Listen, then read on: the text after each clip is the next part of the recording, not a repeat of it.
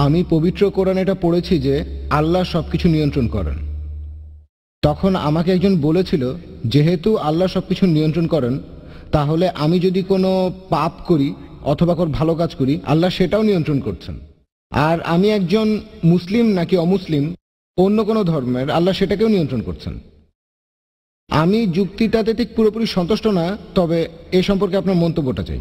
ভাই প্রশ্ন করলেন যে আপনার এক বন্ধু প্রশ্ন করেছেন যে কোরআন বলছে ওয়াল্লাহু আলা কুল্লি শাইইন কাদির, এর অর্থ আল্লাহ সবকিছুর উপর প্রভুত্ব করেন, সবকিছুর উপরে প্রভুত্ব করেন।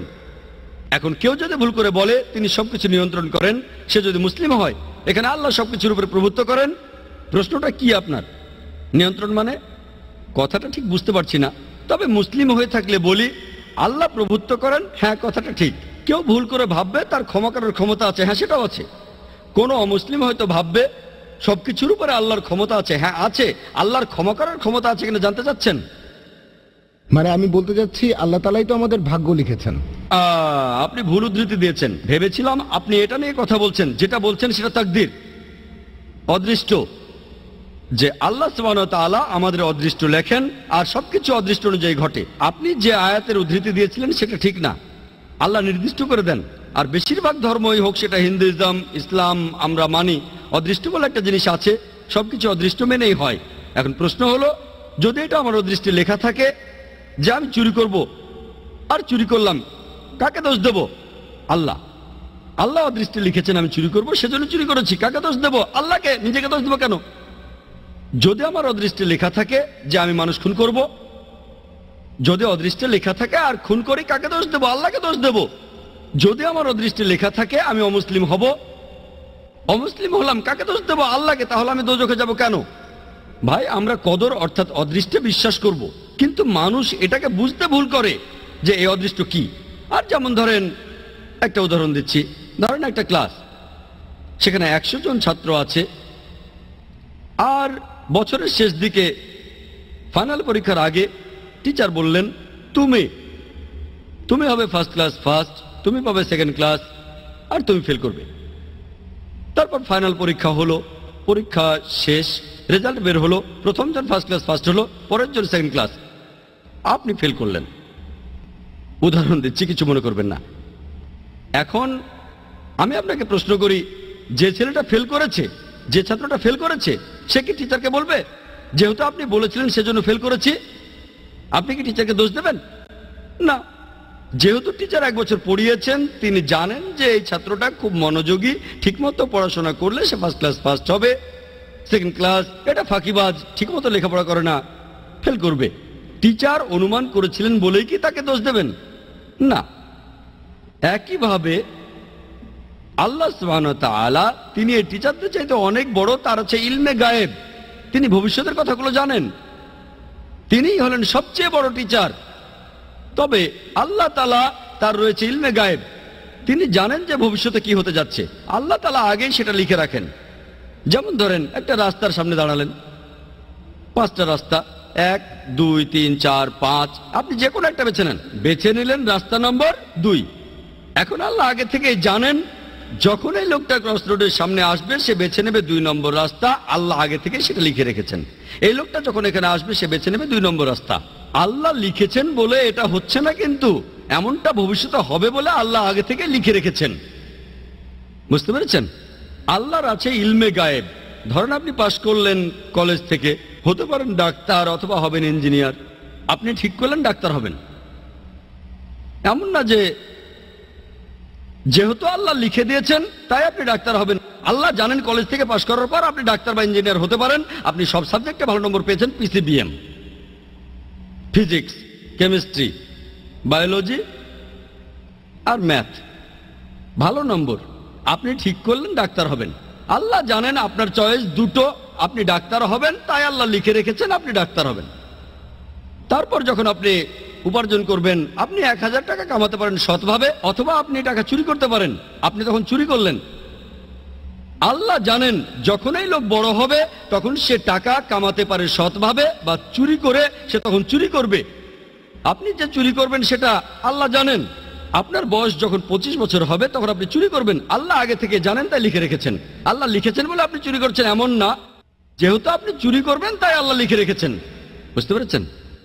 তাহলে অদৃষ্ট হচ্ছে যেটা আল্লাহ তাআলা লিখে রেখেছেন। কিছু জিনিস ফিক্সড, কে কখন জন্মাবে ইত্যাদি, তবে বাকি জিনিসগুলো এমন না, আপনি ঠিক করবেন।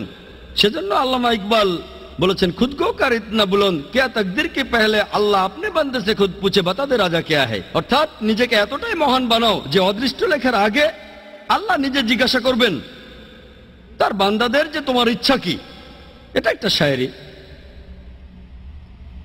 তাই আমাদের কাজগুলোর দায় আমাদের, সব দায় আমাদের। কেউ যদি বলে আমি পাপ করেছি, কাকে দোষ দেবেন? তাকে দোষ দেবেন। আল্লাহ আমাদের সুযোগ দিয়েছেন, এই যে নির্দেশনা, এটা মানুন, মেনে চললে ভালো, না মানলে দায় আপনার। একইভাবে কোনো অমুসলিম, সে যে মুসলিম না, দোষটা কার? আমাদের নবীজি মুহাম্মদ সাল্লাল্লাহু আলাইহি ওয়াসাল্লাম বলেছেন, প্রত্যেক শিশুই দ্বীনুল ফিতর নিয়ে জন্মায়। সবাই জন্মায় মুসলিম হয়ে। মুসলিম মানে যে আল্লাহর কাছে নিজের ইচ্ছাকে সমর্পণ করে। প্রত্যেক শিশুর জন্মের পর তার হার্টবিট আল্লাহর কথা বলে, তার শ্বাস প্রশ্বাস আল্লাহর কথা বলে, তার চিন্তা ভাবনাও আল্লাহর কথা বলে। পরবর্তীতে যেটা হয় তাকে প্রভাবিত করে তার গুরুজনেরা, তার বাবা মা। তখন সে মূর্তি পূজা শুরু করে, সে আগুনের পূজা শুরু করে, তারপর সে অমুসলিম হয়ে যায়। তাই যখন কোনো অমুসলিম ইসলাম গ্রহণ করে, সঠিক শব্দটা কনভার্ট না, এটা হচ্ছে রিভার্ট। প্রত্যেক মানুষ জন্মায় মুসলিম হয়ে, ভুল পথে যাওয়ার পরে সে ফিরে আসে, তাই সঠিক শব্দটা হলো রিভার্ট। তাহলে আপনারা অমুসলিম বন্ধুকে বলেন, এই যে এই নাও কোরআন, এটা মানো, তোমার সামনে তো মুসলিম হওয়ার সুযোগ আছে। তাকে বোঝান, কোরআন পড়েন, মেনে চলেন। যদি বুঝতে অসুবিধা হয় আমাকে জিজ্ঞেস করেন, আমাকে জিজ্ঞেস করতে না পারলে IRF এ এসে জিজ্ঞেস করেন, তারা সাহায্য করবে। এই কোরআনটা নেন। আপনি এমন কথা কোনো অমুসলিমকে বলতে পারবেন না যে মুসলিম হতে পারবে না।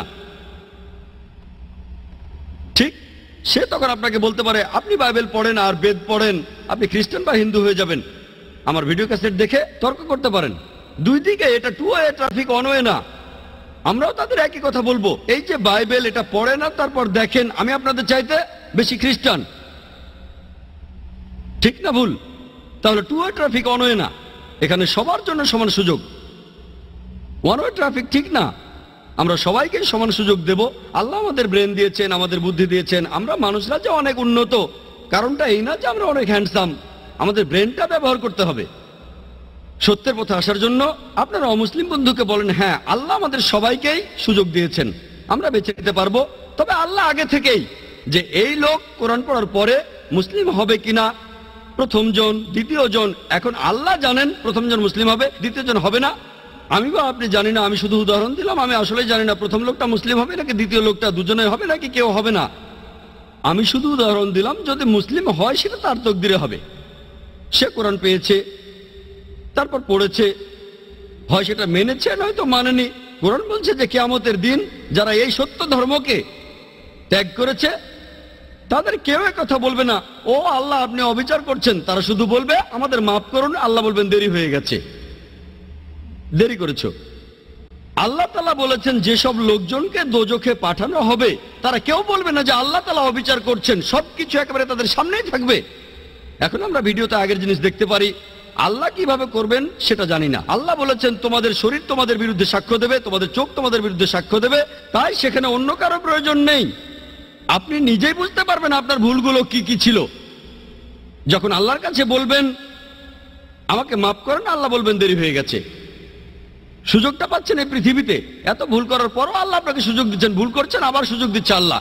এই জীবনের পরে পরকালে হিসাব কিতাব, শেষ বিচারের দিন। আপনার কাজের উপর নির্ভর করে আপনার বিচার করা হবে। কাজের উপর নির্ভর করে আপনি যাবেন বেহেশত বা দোজখে। আশা করি উত্তরটা পেয়েছেন।